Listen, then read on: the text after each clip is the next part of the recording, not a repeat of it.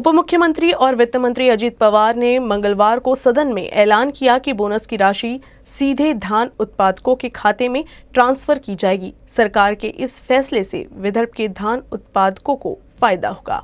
हर साल विधानमंडल का शीत सत्र नागपुर में होता है, लेकिन इस बार कुछ कारणों से अधिवेशन नागपुर में नहीं हो सका और मुंबई में आयोजित किया गया। अधिवेशन के आखिरी दिन धान उत्पादक किसानों के मुद्दे को लेकर विदर्भ के विधायक आक्रामक हुए थे। धान उत्पादक किसानों को बोनस देने की मांग को राज्य सरकार ने मान लिया है। राज्य के उप मुख्यमंत्री व वित्त मंत्री अजीत पवार ने सदन में घोषणा किया, इस बार पूर्व विदर्भ के धान उत्पादक किसानों को मिलने वाला बोनस किसानों के बैंक खाता में जमा किया जाएगा। इस घोषणा से पूर्व विदर्भ के लाखों धान उत्पादक किसानों को फायदा होगा। इस संबंध में विधायक आशीष जायसवाल और विधायक विनोद अग्रवाल ने जानकारी दी। हो, आता मुख्यमंत्र्यांच्या उपस्थितीमध्ये ते लवकरच बैठक घेणार आहे आणि विशेष करून हा अधिवेशन नागपूरला होता, परंतु तो दुर्दैवाने काही कारणामुळे होऊ शकला नाही आणि दर अधिवेशनामध्ये सरकार धान उत्पादक शेतकऱ्यांना दिलासा देणारी घोषणा करत होती, परंतु हा अधिवेशनचा शेवटचा दिवस होता आणि आज हा विषय आम्ही उपस्थित केल्यानंतर सरकारने याच्यावर सकारात्मक निर्णय घेतलेला आहे। आम्ही अशी अपेक्षा करतो की लवकरच धान उत्पादक शेतकऱ्यांच्या बोनसची रक्कम त्यांच्या खात्यामध्ये वर्ग होईल। सरकार धान उत्पादक शेतकऱ्यांच्या पाठीशी आहे असं शासनाला देखील सांगणं आणि प्रदर्शित करणं आणि प्रत्यक्षामध्ये तशी कृती करणं अपेक्षित होतं आणि मला विश्वास आहे की हा निर्णय झाल्यामुळे ऐतिहासिक निर्णय आहे। देशाच्या कुठल्याही राज्यापेक्षा महाराष्ट्राने हा आगळा वेगळा जर निर्णय घेतला तर याचा थेट लाभ शेतकऱ्याला होईल। हा एक मोठा निर्णय आहे असं मी समजतो। माननीय वित्तमंत्री उपमुख्यमंत्री अजितदादा पवार यांनी आम्हाला आश्वस्त केलं आहे की येणाऱ्या कॅबिनेट बैठकमध्ये डायरेक्ट सरसकट सर्व शेतकऱ्यांच्या खात्यामध्ये पैसे वळती करण्यासंदर्भाचा निर्णय घेण्यात येईल आणि याबद्दल मी राज्य शासनाचे अभिनंदन करतो आणि निश्चित रूपानं एक जी न्याय मागणी होती आणि यामध्ये जो काही थोडाफारपणामध्ये बोगसपणा होता तो दूर होऊन आता सर्व शेतकऱ्यांना लाभ मिळेल अशी आम्हाला पूर्ण आशा आहे। मौसम विभाग ने बुधवार तक अमरावती, वर्धा, नागपुर और गोंदिया जिले में बारिश होने की उम्मीद जताई है। अमरावती में मौसम विशेषज्ञ अनिल बंड ने उत्तर और मध्य भारत में बने कम दबाव के क्षेत्र की वजह से विदर्भ में भी बारिश की संभावना जताई है। सध्याच्या परिस्थितीत हरियाणा आणि सभोवताल पश्चिमी चक्रवात सक्रिय आहे, तसेच ईशान्य राजस्थान ते विदर्भ कमी दाबाची द्रोणीय स्थिती आहे। या हवामानशास्त्रीय परिस्थितीमुळे 28-29 डिसेंबर रोजी विदर्भात विखुरलेल्या स्वरूपात हलक्या मध्यम पावसाची शक्यता आहे, तर मध्य महाराष्ट्र आणि मराठवाड्यात तुरळक ठिकाणी हलक्या पावसाची शक्यता आहे। 28 डिसेंबर रोजी अमरावती, वर्धा, नागपूर, भंडारा या जिल्ह्यात तुरळक ठिकाणी गारपीट होण्याची तसेच गडगडाट आणि विजासह पाऊस पडण्याची शक्यता आहे, तर 29 डिसेंबरला भंडारा, गोंदिया जिल्ह्यात गारपीट होण्याची दाट शक्यता आहे। तसेच विदर्भात 29 तारखेला विखुरलेल्या स्वरूपात पाऊस होईल, तर 30 डिसेंबर रोजी तुरळक ठिकाणी पावसाची शक्यता आहे। त्याचप्रमाणे 30 तारखेपर्यंत थंडीच्या प्रमाणात विशेष बदल होणार नाही, परंतु 30 तारखेनंतर तापमान पुन्हा घसरायला लागेल असा अंदाज आहे। मौसम विभाग का पूर्वानुमान एक बार फिर से सही साबित हुआ है। अमरावती जिले में मंगलवार की दोपहर कई इलाके में बारिश हुई, जबकि कई जगह तो ओलावृष्टि भी हुआ है। मौसम विभाग ने अमरावती समेत विदर्भ के कई अन्य जिलों में बारिश की संभावना जताई थी। अमरावती जिले में मंगलवार की दोपहर ही चांदूर बाजार तहसील और आसपास के अन्य जिलों में बारिश हुई, जबकि कुछ जगह तो जोरदार बारिश होने से किसानों को नुकसान भी हुआ है। इस बारिश से रबी फसल के साथ ही फल बाग को भी नुकसान हुआ है।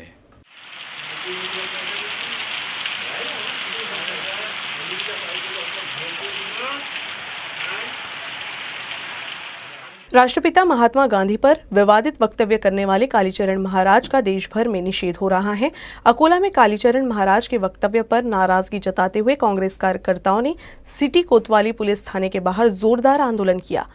इस आंदोलन के बाद पुलिस ने कालीचरण महाराज के खिलाफ शिकायत दर्ज की। अकोला के शिवाजीनगर इलाके के भावसर पंच बंगले के रहने वाले अभिजीत धनंजय सरग और कालीचरण महाराज ने 26 दिसंबर को विवादित बयान दिया था। इस बयान का देश भर में निषेध हो रहा है। हरिद्वार की धर्म संसद में अभद्र भाषा को लेकर हुए विवाद के बाद अब रायपुर में हुए धर्म संसद भी विवादों में आ गया है। रविवार को आयोजित कार्यक्रम में कालीचरण महाराज ने राष्ट्रपिता महात्मा गांधी के बारे में अपमानजनक शब्दों का इस्तेमाल किया और नथुराम गोडसे की तारीफ भी की। कालीचरण महाराज का वीडियो सोशल मीडिया पर वायरल होते ही विभिन्न राजनीतिक दल उनकी आलोचना करने लगे। कांग्रेस से लेकर आम आदमी पार्टी और महाराष्ट्र के मंत्रियों और नेताओं ने भी उनकी आलोचना की है। अकोला में सिटी कोतवाली पुलिस थाना में कालीचरण महाराज के विवादित वक्तव्य के खिलाफ कांग्रेस कार्यकर्ताओं ने आंदोलन किया। इसके बाद पुलिस ने प्रशांत गावंडे की शिकायत पर कालीचरण महाराज के खिलाफ मामला दर्ज किया है। धर्म संसदेमध्ये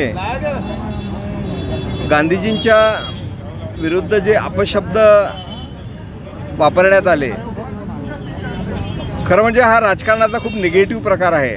चांगल्या मार्गाने मतं मिळत नाही, पब्लिसिटी मिळत नाही, लोकांना आपल्याला नाकारलेलं आहे। त्याच्यासाठी एक महान हस्ती ज्यांना जगामध्ये नाव आहे, स्वतः अमेरिकेच्या अध्यक्षांच्या चेंबरमध्ये त्यांचा फोटो लागते, ते त्यांचा आदर्श मानतात, त्याचा अपमान भारतामध्ये होतो। भारतातील जनतेला हा कधीही सहन होणार नाही। आणि आज अकोला शहर व अकोला ग्रामीण काँग्रेस यांनी इथे गुन्हा नोंदवला आहे आणि ठाणेदार साहेब गुन्हे दाखल करायला वेळ मागतायत, तोपर्यंत आम्ही थांबलो आहे आणि काय करायचं म्हणून आम्ही तोपर्यंत भजन इथे म्हणत आहोत आणि जोपर्यंत गुन्हा दाखल होत नहीं तोपर्यंत हम इतने उठणार नहीं। विवादित वक्तव्य के बाद चर्चा में आए कालीचरण महाराज के खिलाफ भले ही देश भर में विरोध की आवाज उठ रही हो, लेकिन कालीचरण महाराज के पिता का मानना है कि उनका बेटा धर्म के लिए अच्छा काम कर रहा है।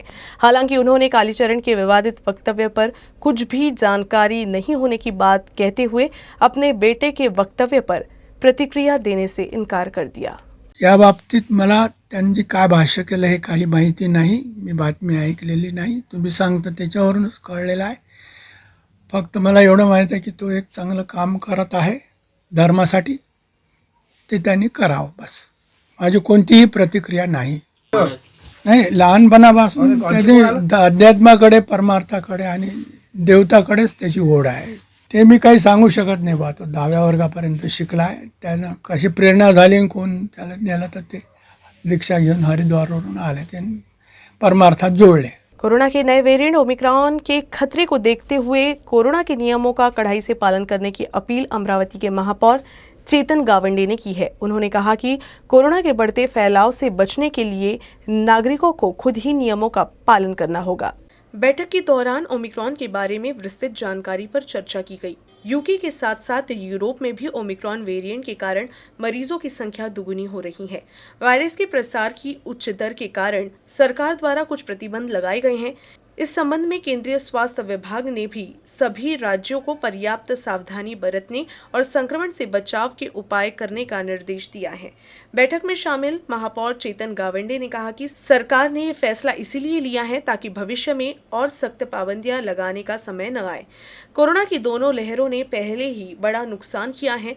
निगम ने सभी नागरिकों से नियमों का पालन करने और नए साल का स्वागत करने और आने वाले त्योहारों और समारोह का जश्न नहीं मनाने की अपील की है।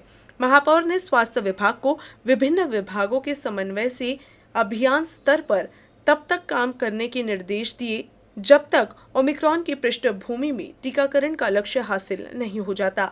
महापौर द्वारा दिए गए निर्देश के अनुसार मंगलवार से इन नियमों को लागू कर दिया गया है और निगम में प्रवेश के लिए टीकाकरण को अनिवार्य कर दिया गया है।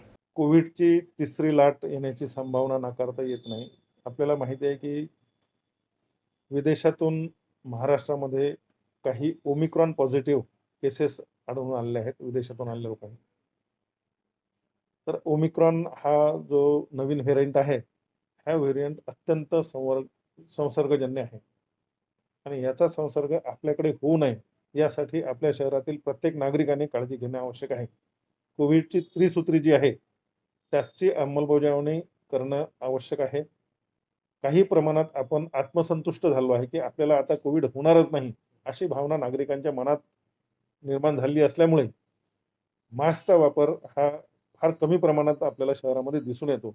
पुन्हा प्रत्येक नागरिकाने मास्कचा वापर केला पाहिजे। सार्वजनिक ठिकाणी गर्दी करू नये। त्याचप्रमाणे कोविडपासून जर आपल्याला खऱ्या अर्थाने वाचायचं असेल तर लसीकरणाचे दोन्ही डोज हे आपण घेतलेलेच पाहिजेत। अमरावती जिले के मोर्शी तहसील के भुईपुर गांव में कूड़े के ढेर में एक बच्ची मिली है। पुलिस ने इस संबंध में मामला दर्ज कर लिया है। भोजपुर में कूड़ेदान में एक बच्ची मृत मिलने से हड़कंप मच गया। मोर्शी से वरुण एक पुल के पास से बच्ची का शव बरामद हुआ है। स्थानीय लोगों ने इसकी सूचना पुलिस को दी है। सूचना मिलते ही पुलिस मौके पर पहुंची। शव का पंचनामा कर अस्पताल के लिए रवाना कर दिया गया। पुलिस ने शुरुआती जांच में बताया कि शव नवजात बच्ची का है। किसी ने बच्ची को मारकर कूड़ेदान में फेंक दिया है। शिकायत दर्ज कर पुलिस अज्ञात महिला की तलाश में जुट गई है। ग्राम पंचायत कर्मचारियों के वेतनमान को लागू करने सहित सरकार के पास लंबित विभिन्न मांगों को लेकर ग्राम पंचायत कर्मचारियों ने अमरावती जिला परिषद के सामने धरना दिया है। राज्य में ग्राम पंचायत कर्मचारियों के लिए अभय यावलकर समिति की रिपोर्ट की सिफारिशों को स्वीकार कर वेतनमान लागू करने की मांग की है।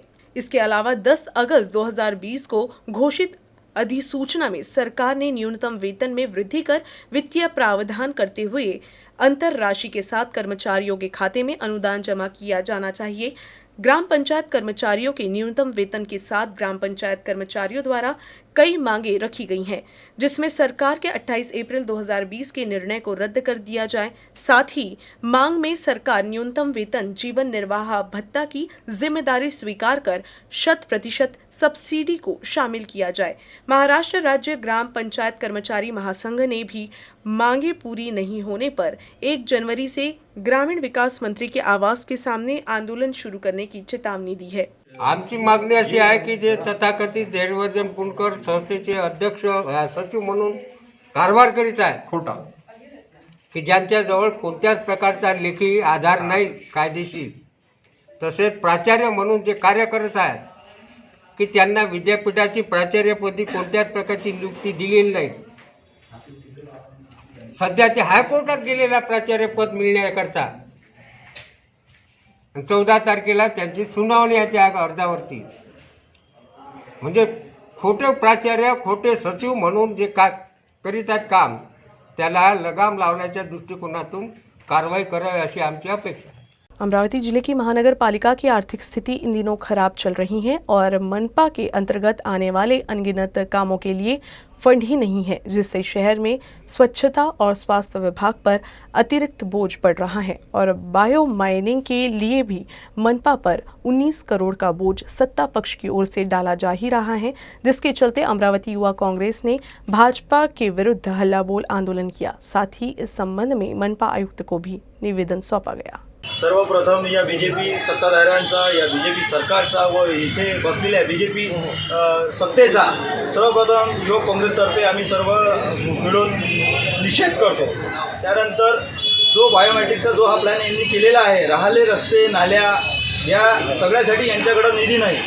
इव्हन इच्छे जे कर्मचारी आहेत त्यांच्यासाठी सुद्धा हे यांचे पेमेंट करत नाही, त्यांच्या पेमेंटमधून हे कपात करून राहिलेले आहे व एवढ्या मोठ्या एका कोणत्या तरी सत्ताधाऱ्याचा कोणाचा तरी मुलगा येतो व तो आतमधूनच कोणता तरी एक प्लॅन सँक्शन करून 19 कोटी त्याला असे कसे मंजूर करण्यात येतात, एवढं सगळे विषय वगळता त्यानंतर काँग्रेस पक्षाचे विरोधी पक्षनेते जे आमचे काँग्रेसचे आहेत त्यांनी विरोध केले असता सुद्धा हा ठेका गुपितपणे कसा काय पास केला जातो याचा आम्ही तीव्रपणे निषेध करत आहोत।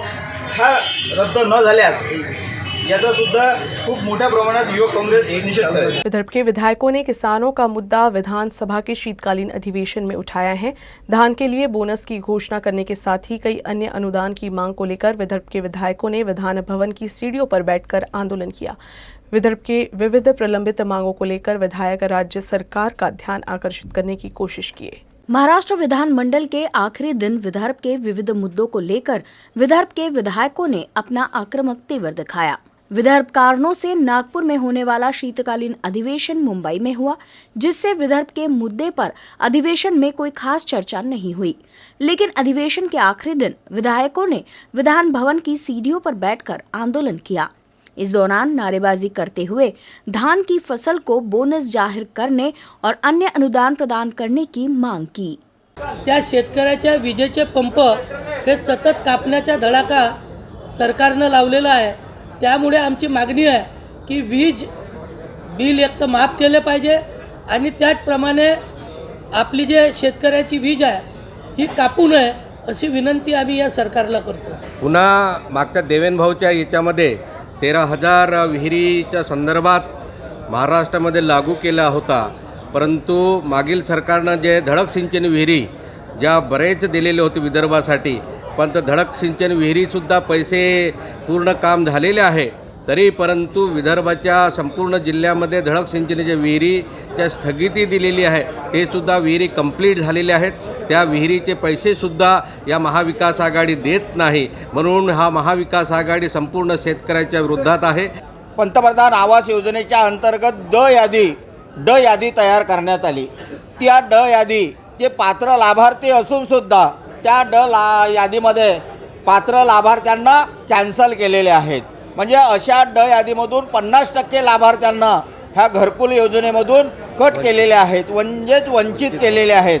आणि पात्र लाभार्थ्यांना घरकुल तयार केलेले आहेत, त्यांना तो हप्ता आहे, तो हप्तासुद्धा त्यांना मिळालेला नाही. म्हणून शासनानं तात्काळ त्यांना हप्ता मिळण्यात यावा आणि यादी आहे घरकुलांची, ते यादी पूर्णच्या पूर्ण हे मान्य करावा. न्यूज रूम से बस इतना ही. खबरों का सिलसिला यूं ही चलता रहेगा. आप देखते रहिएगा UCN न्यूज़. नमस्कार.